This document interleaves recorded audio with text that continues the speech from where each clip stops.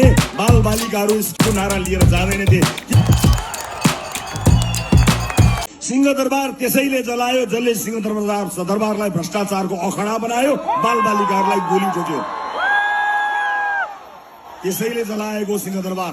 त्यो सिंहदरबारमा भ्रष्टाचारको अखडा हुन्न थियो भने बालबालिकाहरू स्कुल ड्रेसमा आन्दोलन गर्न, सुशासन माग्न जाँदैनथे, नेपोकेटको नारा लिएर जाँदैनथे। तिमीले बेथिति बनायौ, उनीहरू नारा लगाउन गए। त्यसकारणले सिंहदरबार जलाउने र बालबालिकालाई गोली ठोक्ने एउटै समूह हो, एउटै मानिसहरू हुन्, एउटै जात छ उनीहरूको, अरू कोही पनि होइन। तर बन्छ हामी बनाऊ। नमस्ते साथीहरू, नेपालको राजनीतिमा अहिले एउटा नयाँ आशाको किरण देखिएको छ। वर्षौंदेखि ठगिएका जनता, विदेशमा पसिना बगाउने बाध्य भएका युवा र सिस्टमबाट दिक्क भएको प्रत्येक नेपालीको मुटुमा अहिले एउटा नाम गुन्जिरहेको छ, बालन शाह। यो घन्टीमा एउटा चुनाव चिन्ह होइन, यो हाम्रो भविष्यको आवाज हो। आजको यो भिडियोमा हामी कुरा गर्नेछौँ किन अहिले घन्टीमा भोट हाल्नु जरुरी छ र कसरी हामी सबै मिलेर देश बदल्न सक्छौँ।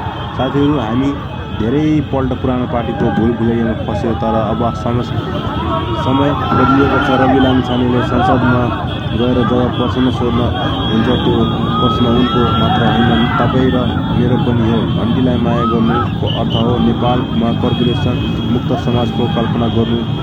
विदेशमा हुने साथीहरू, तपाईँहरूको एउटा भोइस र तपाईँको घरमा हुने भोटले नै भोलिको दिनमा तपाईँलाई आफ्नै देश फर्किने वर्तमान बनाउँछ। त्यसैले यो पालि कुनै सङ्कोच नमानी घन्टीमा भोट हालौँ र परिवर्तनको भागीदार बनाऊ। जय घन्टी। साथीहरू, देशको कुरा गर्दा गर्दै म एउटा सानो अनुरोध पनि गर्न चाहन्छु। मैले यो च्यानल मार्फत तपाईँहरूसम्म निष्पक्ष कुरा र देशको अवस्था पुर्याउने प्रयास गरिरहेको छु। तपाईँहरूको माया बिना म अगाडि बढ्न सक्दैन। यदि तपाईँलाई मेरो यो विश्लेषण र यो प्रयास ठिक लाग्छ भने प्लिज यो भिडियोलाई लाइक गरिदिनुहोला। मेरो यो मेहनतलाई सपोर्ट गर्नको लागि च्यानललाई सब्सक्राइब गर्न नभुल्नुहोला। तपाईँको एउटा सब्सक्राइबले मलाई अझै राम्रो कन्टेन्ट बनाउन जोस जागर दिनेछ है त साथीहरू।